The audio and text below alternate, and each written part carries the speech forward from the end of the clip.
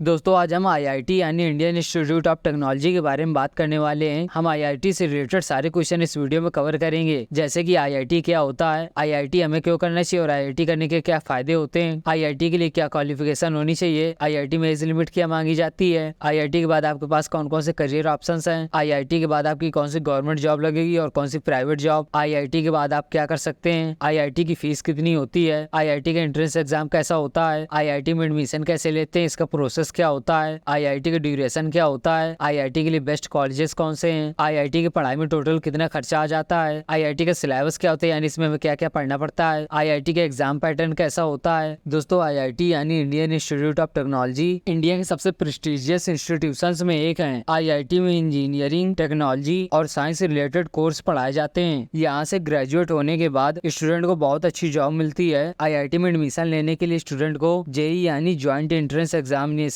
देना पड़ता है, जो कि इंडिया के टफेस्ट एग्जाम्स में एक है। दोस्तों आईआईटी के एग्जाम देने के लिए आपको 10+2 यानी इंटरमीडिएट वो भी साइंस स्ट्रीम से पास करना होगा, जिसमें आपका फिजिक्स, केमिस्ट्री, मैथमेटिक्स कंपलसरी है। दोस्तों जेईई एडवांस के लिए पीयर होने के लिए आपको 12th स्टैंडर्ड में कम से कम 75% नंबर लाने होंगे, अगर आप जनरल या फिर ओबीसी कैटेगरी के हैं। लेकिन अगर आप एससी या फिर एसटी से बिलोंग करते हैं तो आपके 60% मार्क्स मांगे जाते हैं। अब दोस्तों इसके एज लिमिट की बात करें तो जेईई एडवांस एग्जाम देने के लिए आपकी डेट ऑफ बर्थ 1 अक्टूबर 1999 या उसके बाद की होनी चाहिए, मतलब आप 25 साल तक हो सकते हैं। अगर आप एससी एसटी से बिलोंग करते हैं तो इसमें आपको 5 साल का रिलैक्सेशन मिलता है, यानी इसमें आपकी मैक्सिमम एज 30 साल तक होती है। दोस्तों जेईई मेंस एग्जाम के लिए स्पेसिफिक एज लिमिट नहीं होती, लेकिन आपको अपनी 12th क्लास को क्लियर किए हुए 2 साल से ज्यादा नहीं होना चाहिए, ताकि आप जेईई एडवांस के लिए एलिजिबल हो सकें। दोस्तों आईआईटी में एजुकेशन का लेवल बहुत हाई होता है, प्रोफेसर हाईली क्वालिफाइड होते हैं और स्टूडेंट को एडवांस कॉन्सेप्ट और प्रैक्टिकल एप्लीकेशन के बारे में सिखाया जाता है। आईआईटी से ग्रेजुएट होने के बाद आपको सिर्फ इंडिया में ही नहीं बल्कि टॉप फॉरेन कंट्रीज में भी टॉप नॉच जॉब मिलती है। आईआईटी ग्रेजुएट्स को टॉप कंपनी से प्लेसमेंट मिलती है और सैलरी पैकेज भी बहुत अट्रैक्टिव होती है। कई स्टूडेंट्स को तो करोड़ तक के इंटरनेशनल ऑफर्स मिलते हैं। आईआईटी में रिसर्च और इनोवेशन के लिए वर्ल्ड क्लास फैसिलिटीज होती है। यहाँ आपको नए टेक्नोलॉजीज पर काम करने का मौका मिलता है और रिसर्च करने के लिए गवर्नमेंट और प्राइवेट फंडिंग भी मिलती है। इंडिया में कई एंटरप्रेन्योरशिप डेवलपमेंट प्रोग्राम और इंक्यूबेशन सेंटर होते हैं जो आपको अपने स्टार्टअप करने में हेल्प करते हैं। कई सक्सेसफुल स्टार्टअप्स आईआईटी ग्रेजुएट्स के द्वारा स्टार्ट किए गए हैं। आईआईटी के अलुमनी नेटवर्क बहुत स्ट्रांग होते हैं, जिससे आपको नेटवर्किंग और करियर ग्रोथ के कई अपॉर्चुनिटीज मिलती हैं। आपको दुनिया भर के सक्सेसफुल लोगों के साथ कनेक्ट करने को मिलता है। आईआईटी के स्टूडेंट को गवर्नमेंट और इंटरनेशनल स्कॉलरशिप भी मिलती है। इसके अलावा आईआईटी के स्टूडेंट को कई टॉप फॉरेन यूनिवर्सिटीज में एडमिशन के लिए प्रेफरेंस दी जाती है। आईआईटी सिर्फ एकेडमिक स्किल नहीं बल्कि leadership and problem solving skill develop करने पर भी फोकस करती है। यहाँ कल्चरल फेस्ट, टेक्निकल इवेंट और कंपटीशन के थ्रू ओवरऑल डेवलपमेंट होती है। आईआईटी ग्रेजुएट्स की हर फील्ड में डिमांड होती है, चाहे इंजीनियरिंग हो, फाइनेंस हो, कंसल्टिंग या फिर मैनेजमेंट। इस वजह से आपको करियर सिक्योरिटी और स्टेबिलिटी मिलती है। अब दोस्तों चलो बात करते हैं आईआईटी के बाद आपके पास कौन कौन से करियर ऑप्शंस हैं। दोस्तों आईआईटी से ग्रेजुएशन करने के बाद कई करियर ऑप्शंस अवेलेबल होते हैं जो आपके इंटरेस्ट और फील्ड पर डिपेंड करते हैं। आईआईटी के ग्रेजुएट्स के लिए टॉप कंपनीज कैंपस प्लेसमेंट के लिए आती हैं। आपको नेशनल और इंटरनेशनल लेवल पर हाई पेइंग जॉब मिलती है। अब दोस्तों बात करते हैं कि आईआईटी के बाद आपकी कौन सी गवर्नमेंट जॉब लगती है और कौन सी प्राइवेट जॉब। दोस्तों आईआईटी के बाद स्टूडेंट के पास गवर्नमेंट और प्राइवेट सेक्टर दोनों में जॉब्स के कई सारे ऑप्शंस होते हैं। इन दोनों फील्ड में डिफरेंट रोल और सैलरीज मिलती है, जो आपके एक्सपर्टीज और कंपनी पर डिपेंड करती है। दोस्तों अगर आप आईआईटी के बाद गवर्नमेंट जॉब करना चाहते हैं तो आप पीएसयू सेक्टर यानी पब्लिक सेक्टर अंडरटेकिंग्स, जिसमें आपको बेल, ओएनजीसी, इसरो, डीआरडीओ, गेल और एनटीपीसी जैसे ऑर्गेनाइजेशन में आपको जॉब मिल जाएगी। आप चाहे तो इंडियन इंजीनियरिंग सर्विसेज यानी आईईएस के थ्रू रेलवे, सीपीडब्ल्यूडी और एमईएस में इंजीनियरिंग ऑफिसर का जॉब कर सकते हैं। इसके अलावा आप सिविल सर्विसेज में भी आईएएस, आईपीएस या फिर आईएफएस के लिए अप्लाई कर सकते हैं, या फिर अगर आपको डिफेंस सर्विसेज में ही जाना है तो आप आर्मी, नेवी, एयरफोर्स में भी अप्लाई कर सकते हैं थ्रू एनडीए या फिर सीडीएस। अब दोस्तों प्राइवेट सेक्टर में जॉब की बात करें तो इसमें आप Google, Microsoft, Amazon, Facebook, Infosys, TCS, Wipro जैसी बड़ी बड़ी रिप्यूटेड कंपनीज में software engineer, data scientist, AI engineer, cloud computing specialist job roles को परस्यू कर सकते हैं। इसके साथ साथ दोस्तों आप consulting firm, investing and banking, finance, core engineering jobs. अब दोस्तों बात करते हैं कि आईआईटी के बाद आप क्या क्या कर सकते हैं। दोस्तों आईआईटी के बाद आप हायर स्टडीज में एमटेक कर सकते हैं। आप आईआईटी से ही एमटेक कर सकते हैं या गेट एग्जाम के थ्रू दूसरे टॉप इंस्टीट्यूट्स ज्वाइन कर सकते हैं। कई आईआईटी ग्रेजुएट्स फॉरेन यूनिवर्सिटी जैसे एमआईटी, स्टैनफोर्ड से एमएससी या फिर पीएचडी करते हैं। इसके लिए उनको जीआरई और टीओईएफएल एग्जाम देने होते हैं। कई स्टूडेंट IIMs या फॉरेन यूनिवर्सिटीज से MBA करते हैं, इसके लिए उनको CAT,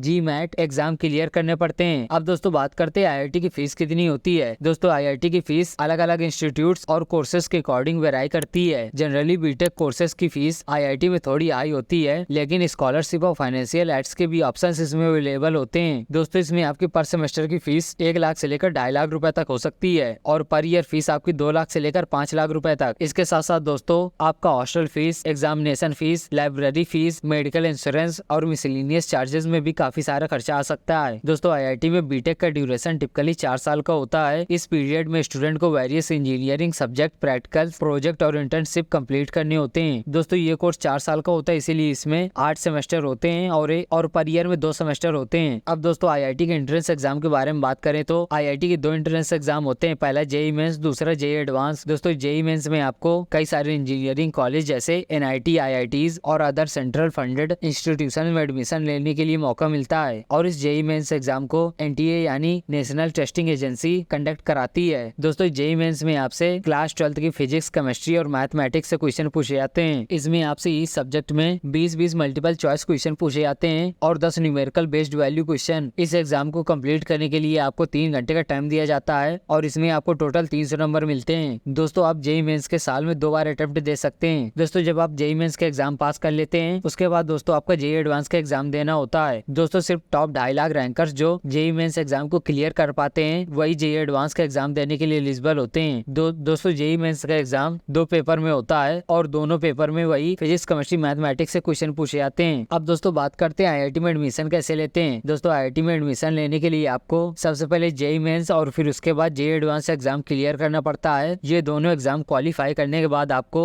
जोसा यानी ज्वाइंट सीट एलोकेशन अथॉरिटी के थ्रू IIT में एडमिशन मिलता है। दोस्तों बात करते हैं IIT के लिए बेस्ट कॉलेजेस कौन कौन से हैं। दोस्तों आपका सबसे पहला होगा IIT बॉम्बे, दूसरा होगा IIT दिल्ली, तीसरा IIT मद्रास, फिर IIT Kanpur, IIT Kharagpur, IIT Roorkee, IIT Gandhinagar, IIT Bhubaneswar, IIT मंडी, IIT जम्मू। ये दोस्तों कुछ बेस्ट IIT कॉलेजेस हैं। अब दोस्तों IIT के सिलेबस के बारे में बात करते हैं, यानी कि IIT के एंट्रेंस एग्जाम में आपसे कौन कौन से सब्जेक्ट से क्या क्या पूछा जाता है। दोस्तों सबसे पहले हम फिजिक्स की बात करते हैं। दोस्तों क्लास 11th की फिजिक्स से आपसे physical word and measurement, kinematics, law of motion, work energy and power, motion of system of particles and rigid body, gravitation, properties of bulk matter, thermodynamics, behaviour of perfect gas and kinetic theory, oscillation and waves. और class 12th की physics से आपसे electrostatics, current, electricity, magnetic effects of current and magnetism, electromagnetic induction and alternating currents, electromagnetic waves, optics, dual nature of matter and radiation, atoms and nuclei, electronic devices. ऐसे ही दोस्तों class 11th की chemistry में आपसे